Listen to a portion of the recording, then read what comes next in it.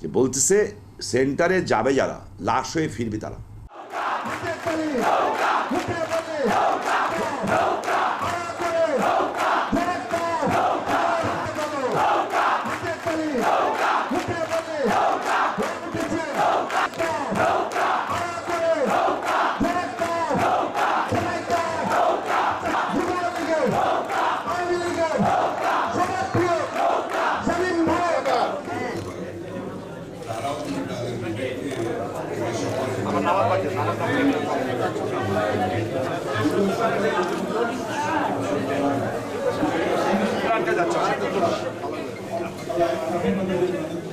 কিছু পোশাকের লোক তারা কিছু অনৈতিক ডিমান্ড করেছেন সেন্টারগুলিতে, যেটা আমি রাজনীতিবিদ হিসাবে কোনোদিনই কোনোটা এগুলি গ্রহণযোগ্য না আমার কাছে।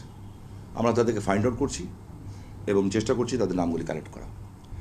তার চেয়ে বেশি কষ্ট লেগেছে আমাদের, এটা অনেক সময় হয়, এটা আমাদের কাছে খুব একটা অ্যাবনর্মাল ব্যাপার না। হ্যাঁ, সবাইকে এক পাল্লা হয়তো মাপে। অটোমেটিক বিকাশ করতে সেট করুন অটোপে। বিকাশ থাকলে আর কি লাগে। জুডিশিয়াল ডিপার্টমেন্ট চেষ্টা করেছে শেষ তক পর্যন্ত,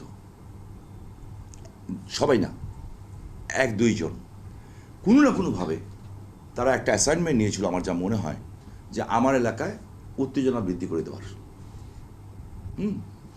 এবং তারা তাদের ফ্যামিলি ব্যাকগ্রাউন্ডে এটা বলে যে তারা অ্যান্টি লিবারেশন ফোর্সেস, স্বাধীনতা বিরোধী শক্তির পরিবার থেকে তাদের আসা। এরা তো এখন যেহেতু প্রশাসনে আছে, যে কোনো জায়গায় তারা চাকরি করতে পারে। তারা আজকে এই চেষ্টাটা মানে ত্রুটি করে নাই যে কিভাবে আমার এলাকাতে উত্তেজনা সৃষ্টি করা যায়।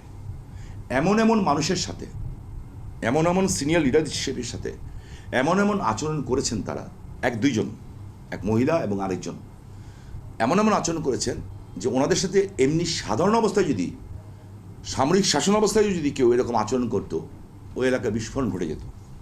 কিন্তু আমি গতকাল এটা টের পেয়েছিলাম। টের পাওয়ার কারণে আমি বলেছিলাম উস্কানি দেওয়া হবে, বাট আমরা শান্ত থাকব।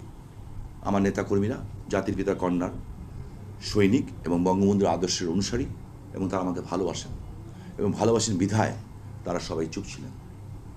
আমাদের এই জিনিসগুলি না হতো, আমাদের পার্সেন্টেজ অফ দ্য ভোট হয়তো আরও কিছু বাড়তো, 8-10% বেড়ে যেত, আমার হিসাবে 7-8% বাড়তো।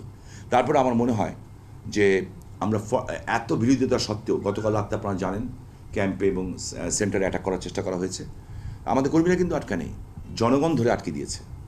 পুলিশের পঞ্চবটির মোড়ে, যেখানে পুলিশ লাইন বলা ওটাকে না, ওইখানে আগুন দিয়ে দিয়েছে গাড়িতে, আমাদের লোকরা আগুন নিভিয়েছে।